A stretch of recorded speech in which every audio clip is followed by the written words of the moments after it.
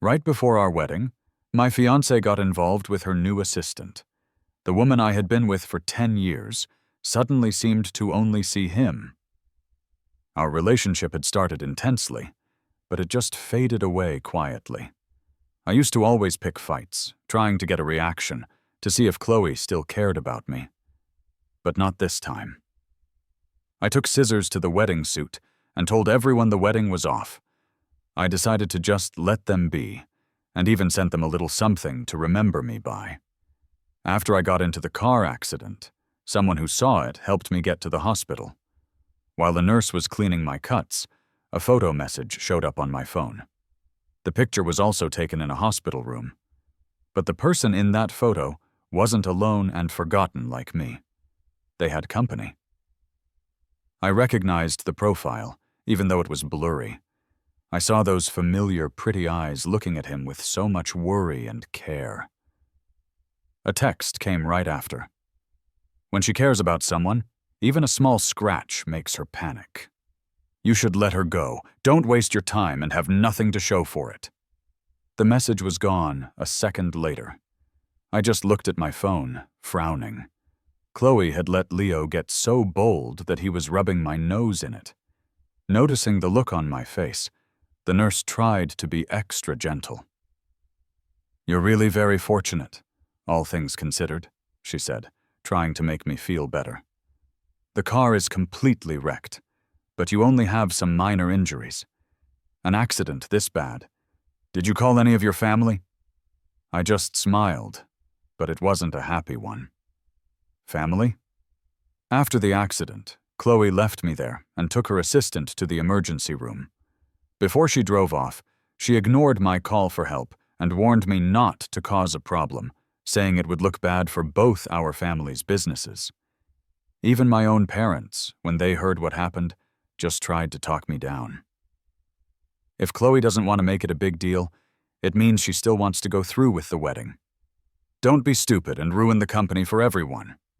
So, are they really family? I got a taxi back to my house. As soon as I got inside, I saw Chloe walking out of the bedroom. She looked me over from head to toe. Finally, she frowned, and her voice was full of sarcasm. "You're not missing any limbs. Are you seriously trying to blame Leo for a small argument by getting into a car crash? Mark, that's just sad." I just looked at her. The cold look in her eyes was the same one I saw at the crash. The street had been dark, and the wind was sharp. But nothing felt colder than the way Chloe looked at Leo with such indifference to me, helping him away from the car. She just left me there, at the scene of the accident on an empty road. A light, cold rain started to fall soon after. In the middle of the night, the chill got deep into my bones. In the past, this would have led to a huge argument. I would have demanded to know why, and we both would have screamed things we didn't mean. But this time, seeing her again, I just felt strangely calm. I couldn't make myself get upset just because she clearly preferred Leo. The last time I really lost it was when I found them together.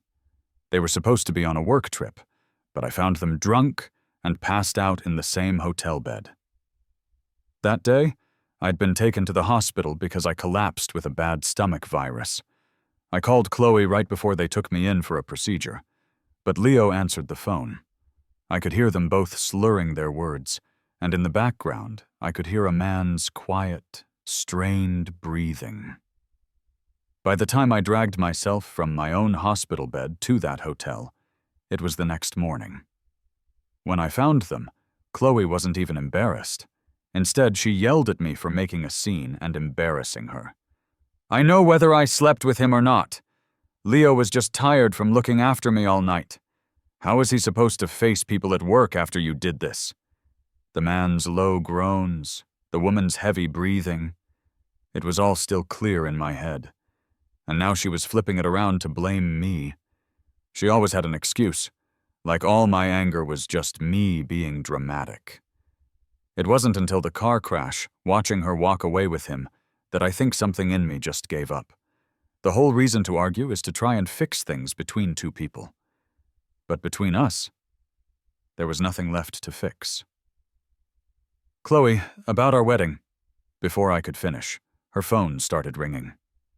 It was a man's voice, clear and smooth, singing a love song. It was definitely Leo's voice. You could tell right away. He had recorded it just for her. Chloe, who had been looking annoyed with me a second ago, suddenly looked worried as she picked up the phone. "What's wrong? Are you feeling okay?" A quiet laugh came from the phone. "Hey, boss, relax. I just wanted to remind you to bring me some of that face cream, just enough to use tonight at the hospital." That's when I saw the shopping bag in Chloe's hand. It was the brand new skincare set I had bought for our bathroom just a few days ago, still in the box. Chloe hung up and looked at me, her voice blaming. "If it wasn't for you, he wouldn't even be in the hospital for observation. I'll get you another set of that stuff later." She explained it carefully, as if she was afraid I'd start a fight about Leo again. I just waved my hand. "Don't bother. It's not like I'll be using it anyway." Seeing that I wasn't fighting with her like I always did, Chloe just stood there. She looked confused. "You're not going to get mad?" Just standing there was making my ankle hurt. A slow, sharp pain was starting to spread. I tried to ignore it, biting my lip and nodding. "From now on, I'm not getting mad about anything that happens between you and him." Chloe's expression immediately turned icy. "Is this some kind of game to you? Pretending to be the bigger person?" With that, she yanked my arm as a warning. "You better not make any problems for Leo, or else..." This sudden movement made the pain shoot through my body, and I started to sweat. I pulled my arm away and cut her off, trying to keep my voice steady. "Or else what?" She always threatened to leave me. In the past, just hearing her say that would make me panic. I was so afraid of losing her. But I don't know when it changed. Hearing her use that same old threat just felt boring. Maybe she noticed how calm I looked, because Chloe didn't seem to know what to say. Finally, she just scoffed, grabbed her car keys, and walked out. The second she was gone, I called a reporter I knew. If he went to that hospital tonight, he'd definitely get the story he wanted. If Chloe was going to be that obvious about it, she should be ready for people to find out. The next morning, I had barely gotten dressed when my mother called, and she was clearly furious. "The Blackwoods just called and said the wedding is on hold. Did you make Chloe angry again?" The marriage between the Blackwood and Evans families was a huge deal for my family's business. Ever since Chloe and I started dating, my mother was always telling me to make sure I kept her happy. "You need to find a way to fix this with Chloe. You made such a big deal about chasing her for years. If this wedding doesn't happen, who in our social circle is going to want you?" She wasn't worried about a problem with the Blackwoods. She was worried that after this, my reputation would be ruined. I'd be seen as a failure, and I wouldn't have any value left. "Mom, she's cheating on me. The only reason she won't admit it is to protect the Blackwood family's name. Don't you think it's disgusting to have a daughter-in-law like that?" I suddenly heard something break on her end of the line. It was a violent sound filled with anger she wasn't holding back. "Mark Evans, you listen to me. Even if Chloe ended up crippled, you made a commitment to her, and you will follow through and marry her." But when I first met her, I never thought things between us would end up this way. It was pointless to try and explain any of this to my mother, though. As long as it helped her, my marriage was just another way for her to improve her social standing. Whether I was happy or not didn't matter at all. I called Chloe. When she picked up, I could hear her talking to someone else in that soft, caring voice.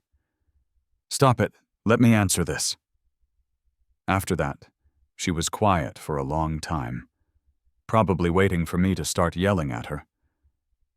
But I was very calm.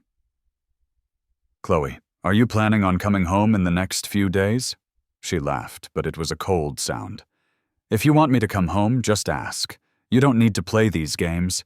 These little tricks to get my attention are just pathetic." But what I said next wasn't what she expected. "You probably shouldn't come home for a couple of days. I've hired a crew to do a major renovation on the house. The place is a total mess and you can't stay here." I expected her to be angry, but instead, Chloe seemed to get a different idea. Her laugh sounded almost happy. "Are you trying to say that once the house is redone, it'll be ready for us to move in after the wedding?" So she thought this was just another way for me to give in to her. And she seemed to be enjoying it. I didn't feel like explaining. "Chloe," I said very directly, "I stopped looking forward to this wedding a long time ago." She was suddenly completely quiet. Even her breathing seemed to stop.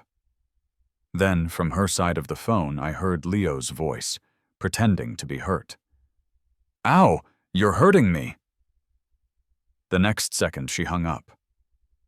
I just looked at the dark screen. I felt completely numb. Before I left, the head contractor came back to ask me again. He looked worried. "Sir, I can see that room is the main bedroom for the newlyweds. It's decorated so nicely. Are you really sure you want us to tear it all out and redo it?" Telling Chloe I hired a cleaning service was just a cover story. I had decorated our wedding suite by myself, picking out every detail. It only just hit me that while she was sneaking around with Leo, while she was not coming home at night, I was sitting in that empty house by myself, hopefully decorating the room for our future. All those calls she didn't answer. All those nights she said she was working late. It was all so she could be with him. From when we were teenagers to being adults, from the excitement of first love to the frustration of two people who were sick of each other. She was the one who broke her promise first. I definitely wasn't going to leave the room I designed for her to share with another man. Looking at the contractor's concerned face, I smiled a little. The person I loved is gone. What's the point of keeping a wedding suite? A look of sympathy immediately appeared on the contractor's face, but as I walked away, I felt like a weight had been lifted. The Chloe from the past was like a dream I could never have when I was young. Later, the dream finally happened, only to get crushed by my mother's plans for the family business. When you mix business with love, it's not real love anymore. It wasn't until now, after Chloe cheated, that I finally got it. When I was a kid, I just wanted my mother's approval. When I got older, I just wanted another woman's love. But I'm starting to see that the person I really need to focus on is myself. I can't change how someone else feels, so I'll just take charge of my own life. I'm done putting my hopes in other people, only to be let down. My team at work landed a big contract, so after dinner, I took everyone out for karaoke. On my way to the bathroom, I looked through the glass window of a private room down the hall and immediately saw Chloe, with Leo right next to her. They were in a competition with another couple, playing that game where you eat a cookie stick from both ends until your faces are touching. People were cheering them on, and the mood was loud. Their eyes met, and the air between them felt thick. I thought it was pathetic, and was about to walk away when Chloe suddenly saw me. The happy smile on her face disappeared. A second later, she ran out of the room and grabbed my arm. "What are you doing here?" I couldn't help but laugh. "You're allowed to be here, but I'm not." Noticing my cold reaction, she started explaining, looking guilty. "It was just a stupid game with some friends. Don't make a big deal out of it." I nodded. "Okay. Anything else?" My lack of reaction, the fact that my fiancé was playing a game like that with another guy, and I didn't care, clearly made her uncomfortable. She wasn't used to it. "What is wrong with you? If you're angry, just say it. Don't go blaming Leo for it later." I pushed her hand off me, feeling tired of it all. "Don't worry. I'm not going to be bothered by it anymore." Without saying anything else, I went back to my own private room. Chloe just stood there in the hallway, looking confused, and didn't move for a long time. After our party was over, I bumped into Chloe again in the hall. My employees all knew we were together and said hello to her with big smiles. But Leo, standing next to her, looked annoyed the whole time. Chloe insisted on driving me home, even though I said no. At first, I was determined not to go, but then I thought about how cold it was. Why not just take the free ride? As we got to her car, Leo quickly walked ahead and opened the passenger door. "Hey, Mark, I get really carsick. You don't mind if I sit up front, do you?" The passenger seat was always my seat. I have a bad neck, so Chloe had bought me a special pillow that she always kept there. But right now, that dark blue neck pillow was just thrown in the back seat. In its place, on the passenger seat, was a dark gray cushion. It was completely Leo's style. Chloe saw me looking at it. She quickly tried to explain. "He left that here the last time he was in the car and forgot it." But I didn't care. Before she could finish, I just opened the back door and got in. Chloe, standing by the car, looked upset, clearly bothered by how little I cared. But as soon as I sat down, my hand touched something sticky and strange. I looked down and saw, in the pocket on the back of the front seat, a small, torn piece of foil, the kind used for personal items. The car had a weird, sweet smell. My mind just stopped. I knew exactly what it was. My stomach flipped, and I felt sicker than I ever have in my life. By the time Chloe understood what was happening, I had already opened the door, gotten out, and waved down a taxi that was driving by. The cab sped away, leaving a confused and panicking Chloe standing on the street. The taxi driver saw how pale I was and smelled the alcohol on me. He was probably afraid I'd get sick in his car, so he pulled over and told me to get out. The cold night air felt good on my face, and my shaking started to calm down. My head cleared. I had already accepted that she was cheating, so why did I react so strongly? Just then my phone started ringing. It was Chloe calling over and over, but I didn't pick up. Finally, she sent a flood of text messages. She must have figured it out after I left, checked the back seat, and saw the wrapper.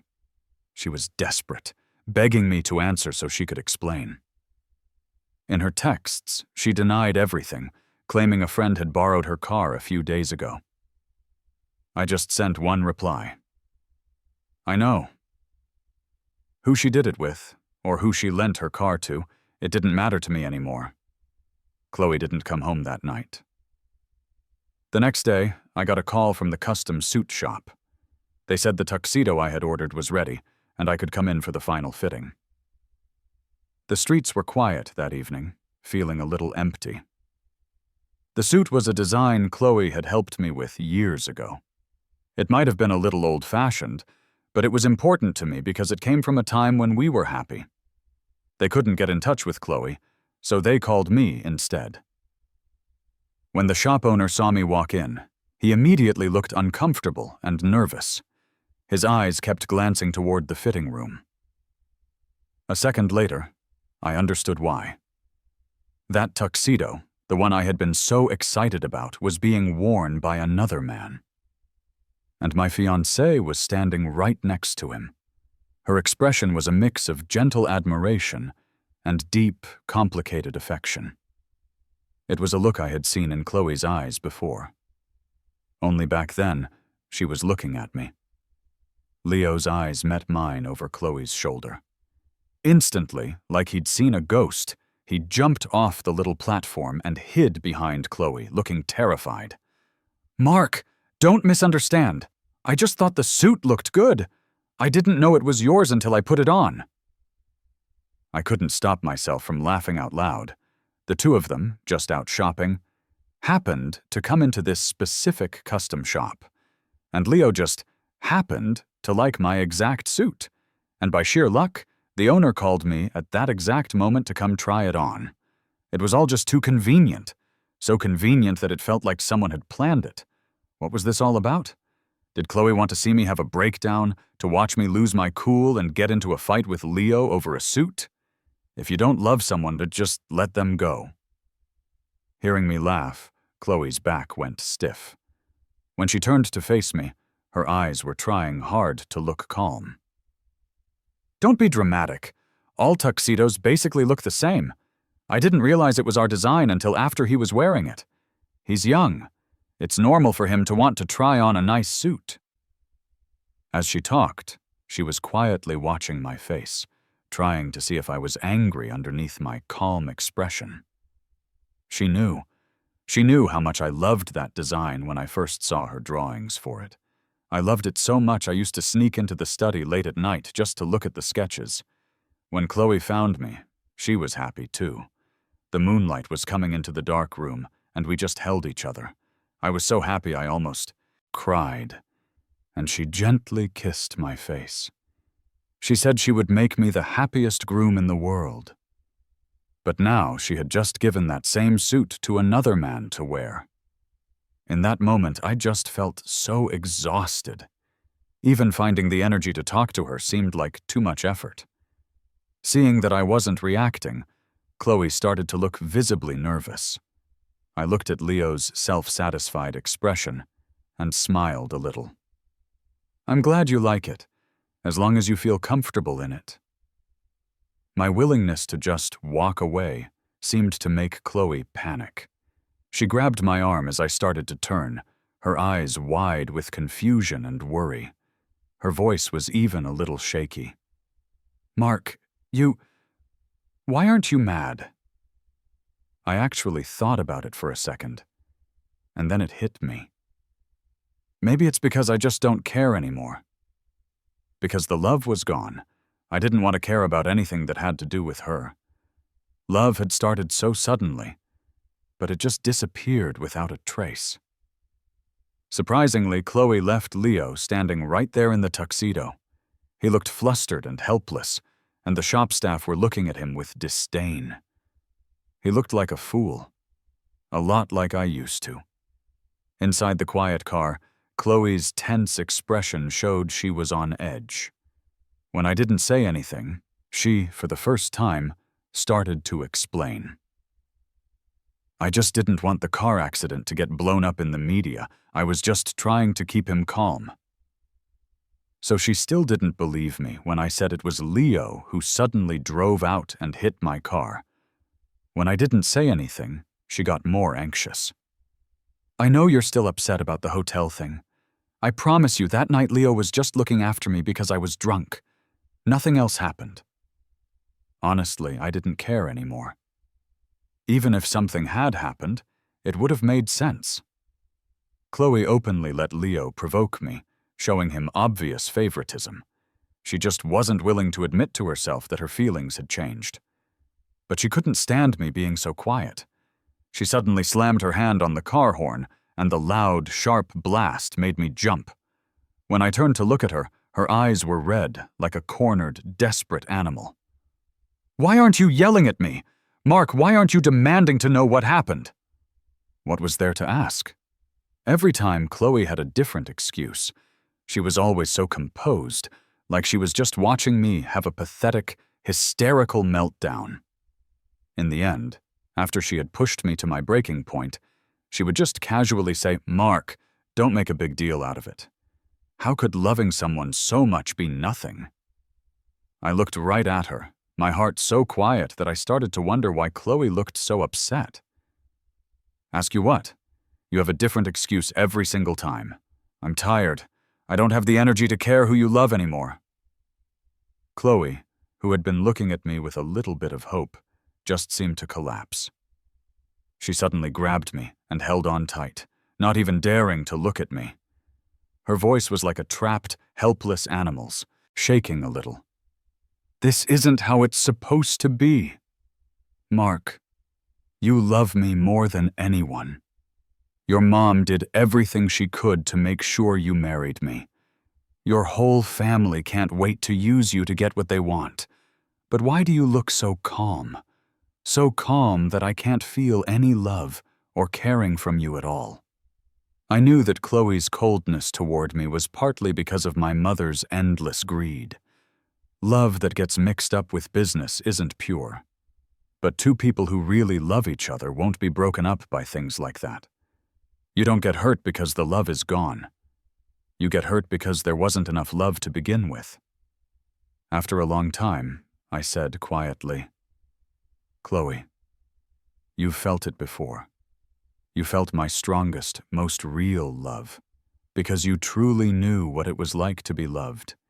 You could tell instantly when it was gone. Just like how one morning, I suddenly realized that Chloe hadn't kissed me and told me she loved me before she left for work in a very, very long time.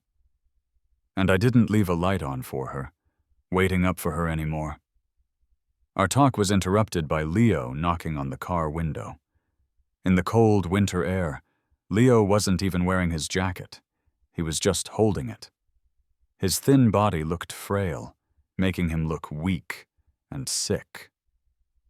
His eyes were full of tears.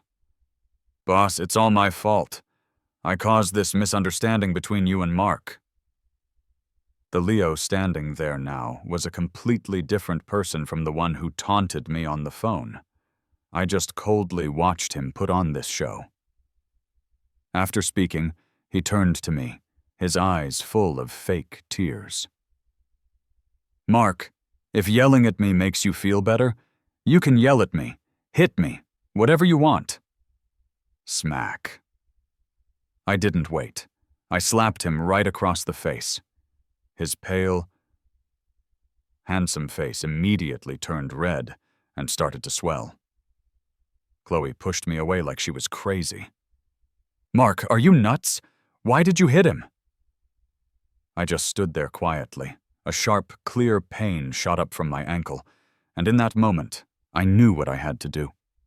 "Chloe, admitting you don't love me anymore isn't the shameful part. What's pathetic is being a coward like you, who doesn't love me but won't just admit it. Because our 10 years together were real, it felt like whoever admitted it first would be the one who lost." Chloe had been pushing me, trying to get me to admit that we weren't in love anymore, while still lying to herself and pretending she loved me, just like she did a minute ago.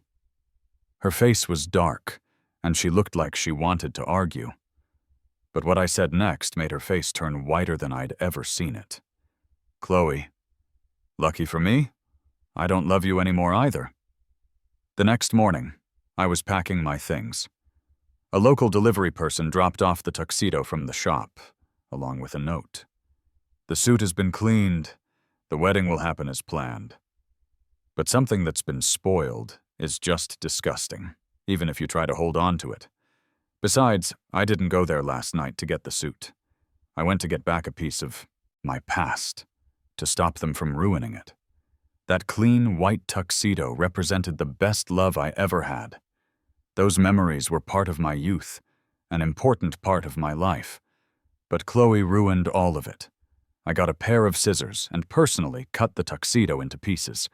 The strips of fabric fell to the floor, like the best dream I ever had. Now, I was awake. Before I left with my bag, I posted a message on my social media account. "Wedding canceled, looking forward to my new life."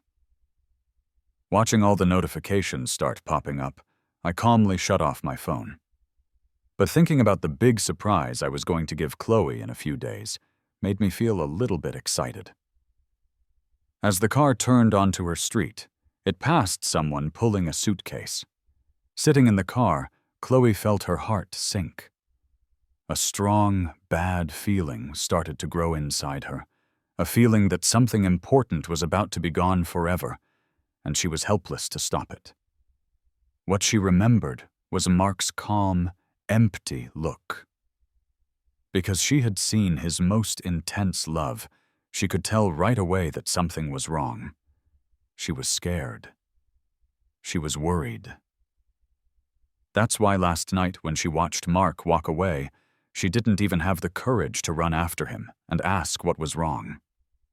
She just kept telling herself that once they were married, she would fix things, and it would all be fine. As soon as she got to the house, she saw it was a complete mess. A contractor was carrying things out the front door, and she was confused. Rosa, the housekeeper, was also surprised to see her. "Ma'am, why are you back? Mr. Evans said you wouldn't be here for a few days, so we haven't had a chance to clean up." Hearing Mr. Evans, the bad feeling in her heart went away. The corners of her mouth relaxed a little. "Where is he?" Rosa paused. "You didn't see him? Mr. Evans just left." Before Chloe could process that, she saw a contractor come out of the bedroom carrying 2 new table lamps. It was only then that Chloe realized why everything felt so wrong since she walked in. "Who told you to touch those?" Mark had specifically bought those 2 lamps, saying they would put them on their nightstands after the wedding. In the middle of the night, the 2 warm lights would shine on a world that was just for them. A pair of lamps, a pair of people. But now, those 2 lamps were being thrown out like garbage, just like their relationship. The 2 contractors, seeing how well-dressed she was, suddenly looked nervous, afraid they were in trouble. They quickly explained. "The man of the house told us to. He said the person he loved died, so he doesn't want anything from the wedding room. He told us to do whatever we want with it while we're renovating." Those words hit Chloe like a ton of bricks. Her heart seemed to stop, and her mind went blank. She stumbled into what was supposed to be their wedding bedroom. But the room was completely different. There was no sign of any happy celebration. Mark had designed the room himself. His excitement, his happiness, the obvious thrill he had when he held the design papers. It was all so real. Because he loved her, he had put his heart into planning every single part of their wedding. But now, the whole room was unrecognizable. Even the air didn't smell the same. All signs of Mark had been completely erased from this room, and she was too late to even try and stop it. She made a sound like a wild, trapped animal, a sound that was terrible to hear. "Who told you to touch this room? Who gave you permission to touch anything?" Chloe was hysterical, shoving a contractor who was trying to take down the curtains. Her eyes looked around wildly, desperately trying to find something familiar in the room. But it seemed like it was on purpose. Every single detail of the room had been changed. The room she and Mark had shared for 5 years was completely different. It had become strange and scary. Just then, her phone rang. Her mother's anger was obvious, even over the phone. "What on earth is wrong with Mark? Everything was fine, so why did he post on social media that the wedding is canceled? I told you, if you want to get married, don't threaten him with breaking up. And you just had to go and complain to his mother." Everyone knew how strict Mark's mother was with him. He had been perfect at everything since he was a kid, strictly doing what his mother demanded, all to avoid her yelling and hitting him. The only time Mark ever stood up to her was at his high school graduation, when he publicly told everyone he loved her. His mother, feeling like he had embarrassed her and ruined future business deals with other families, beat Mark so badly he was covered in bruises and locked him in the house for a week. It wasn't until Chloe repeatedly promised her that she and Mark were in love and would get married right after college that his mother finally backed off. Their relationship was the result of them fighting for it together. But so many years after college, her promise was still broken. Chloe grabbed her chest, which was aching, and fell to her knees. She knew. She knew that Mark had stood up to the mother he had been afraid of his whole life, all for her. For her, he had crossed boundaries and done things he would never have done otherwise. And yet, because she was sick of his mother's constant demands, she had started to doubt Mark's love for her. So she started to test him, pushing him away over and over, without any limits, just to prove that he loved her. It looked like she had lost the person who loved her more than anyone. So what Mark said on the phone that day wasn't a joke. He really wasn't looking forward to their wedding anymore. A few days later, I turned my phone back on, and a call from my mother came in right away. I could guess the trouble my social media post had caused for both the Blackwood and Evans families. But that wasn't my problem anymore. My mother had already made a lot of money from her partnership with the Blackwoods through my engagement, but she never knew when to quit. As for the Blackwoods, they should blame Chloe. She couldn't have it both ways, protecting her name while expecting me to take the blame for something I didn't do. I answered my mother's call, and just as I expected, it was a stream of insults. She called me ungrateful, a disgrace to the Evans family. Even my two brothers used it as a chance to tell me how I'd let them down. They had been using my connection to get close to the Blackwoods, and now they were blaming me for being selfish. You're almost 30, and still chasing some high school idea of love. What woman doesn't make a mistake when she's tempted? You should just be happy she was willing to marry you at all. I looked down at my ankle, which was still a little swollen, and couldn't help but feel that after all these years, I was only just now starting to understand things. In this world, the people who have hurt me the most have always been my own family. Luckily, it wasn't too late to see it. My two brothers and I grew up under our mother's complete control.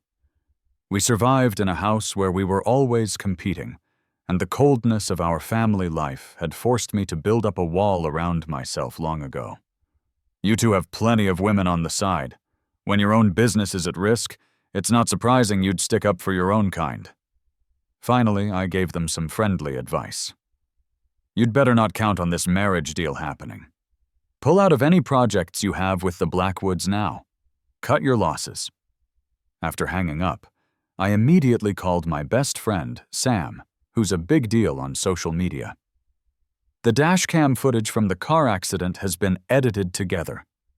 I let out a long sigh of relief. You know what to do. As long as the public is completely on my side, it'll be worth all the stress I've been dealing with since the crash. After I finished, Sam couldn't help but complain. I think you need to be careful. In the few days you've been gone, Chloe has been looking for you everywhere, like she's going crazy. I thought that when she had to answer questions from both our families, Chloe would definitely blame me for everything. But she had taken all the responsibility herself. She even made excuses for me, telling people I was just suffering from pre-wedding nerves. She claimed that as soon as I got back from my trip, the wedding would still happen. According to Sam, in order to find out where I was, Chloe, who was usually so cold, proud, and looked down on everyone, had actually humbled herself to wait outside my friends' houses. She gave up her pride, begging for information, and didn't even care when people were rude to her. When I was the one trying to make things work, she didn't care. Now she's acting like she's deeply in love. I understand Chloe less and less. I had rented a new place before I decided to leave, so Chloe didn't know the address. All she could do was keep calling me over and over. When I finally picked up, her voice on the other end was excited, but also careful. "Mark, you finally answered my call." I thought about how I used to be so devoted to her, only to be ignored again and again. Now things were flipped, and Chloe seemed to have become the insecure, desperate person I was. "Chloe, do you have any idea how annoying you are?" She immediately sounded choked up, her voice quiet and humble. "These past few days you've been gone. I've realized how wrong I was. Please believe me, nothing happened between me and Leo. I was just scared that what people said was true, that you were only with me for the money, so I kept testing you, just to make sure I knew where I stood." I had to laugh. "And now you're sure that I really don't love you anymore?" Chloe quickly cut me off. "No, that's not it. I know you love me. I used the wrong way to prove it." Chloe, lying to herself on this level is just stupid. Stupid and totally unaware, still thinking she's right. After hanging up, I opened TikTok. The postponed wedding had already made the Blackwood and Evans families the talk of the town. People online were all guessing what the real story was. Some people even dug up all the little details of my 10-year relationship with Chloe.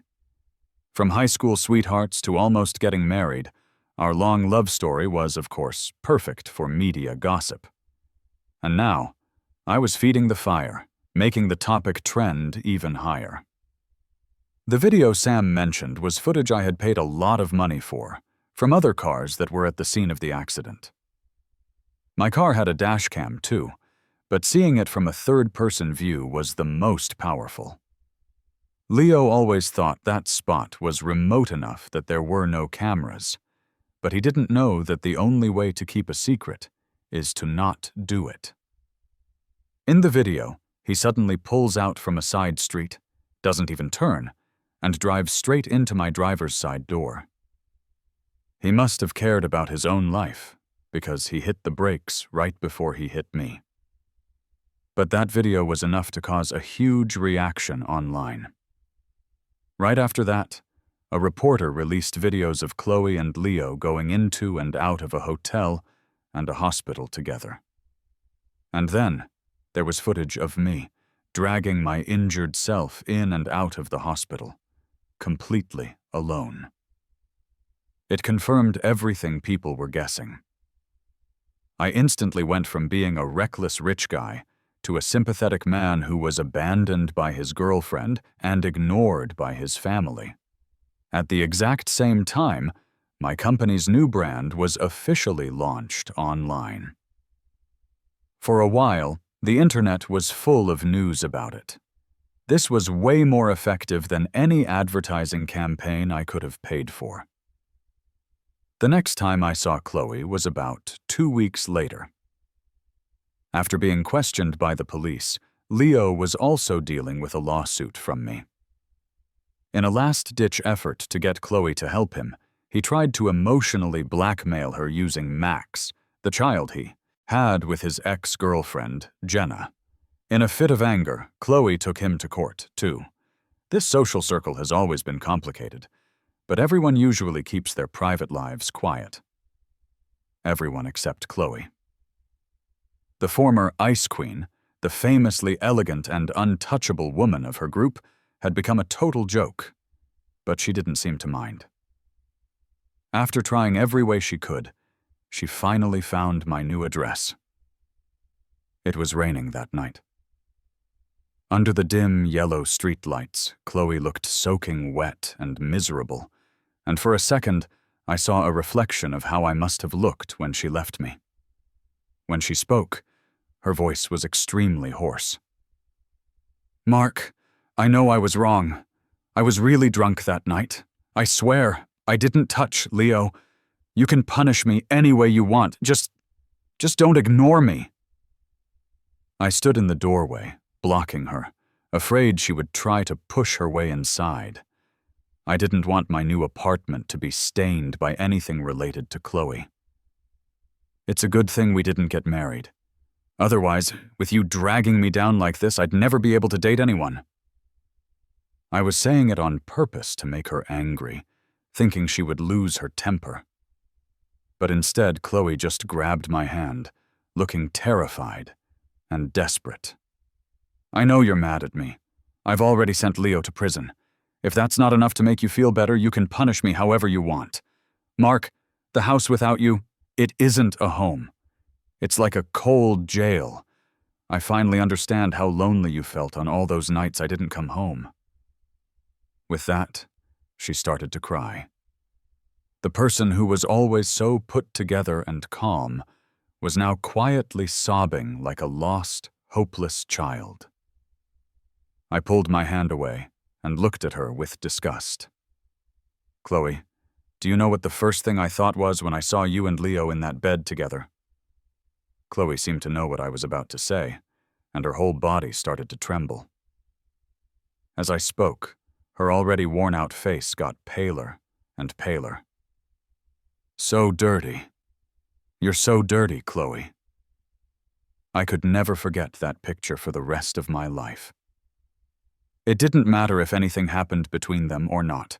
Her attitude at that moment was not normal. She knew she was in the wrong, yet she could still so easily lie to cover for herself. It was like her last bit of self-control was gone. Chloe started to lose it. Of course I know I'm unforgivable, but what am I supposed to do? I don't want to lose you. I would rather die than be without you. Her emotions got more intense, and even the way she looked at me changed, like a hunter looking at its prey. And in the next second, she acted on it. She threw her arms around me, pulling me into a hug, pressing her face into my neck as hot tears soaked my shirt. I will never forget the Mark who told me he loved me when I was 18. He was like a light that came into my life. I know I will never find another Mark in this world. So either you kill me, or we die together. Otherwise, I will never, ever leave you. But the Mark who loved her most had already been destroyed by her. Finally, I grabbed the vase from the entry table and smashed it over her head. Blood immediately started to flow, soaking both of our clothes. Chloe still held on, refusing to let go. Eventually, a neighbor heard the noise and called the police. The police had to pull us apart. As they took her away, the look of complete, broken despair in her eyes seemed to be acknowledging that there was no chance for us anymore. With the business deal between the Blackwood and Evans families officially dead, and after the Blackwoods pulled their investments, my mother and brothers lost a lot of money. As I blocked my mother's incoming calls, I was getting ready to get on a plane for a trip out of the country. Free from the chains my family had put on me, even the air felt easier to breathe. After the plane landed, I got a call from my friend, Sam. He said that after the police took Chloe away that night and sent her to the hospital, they found a tumor in her brain. My hitting her on the head had by accident led to them finding the hidden sickness. However, the doctors had already diagnosed it as being in the mid to late stage. Even if she got treatment, she wouldn't live for very long. I thought I would feel sad. After all, it was a person's life. But on the way to the hotel, I couldn't help but get lost in thought. A partner who cheated on you, or a partner who is about to die. Which one is harder to let go of? My thoughts were broken by the driver, who was describing the beautiful scenery outside in broken English. In that moment, all the confusing thoughts in my head suddenly became clear. Life is so short, so why waste time worrying about things that have already happened or haven't happened yet? But life is also very long. Looking back, you'll find that the things that once bothered you so much will one day become the smallest, most insignificant pains in your life. I know that I am the most precious thing in my own life, and that's enough.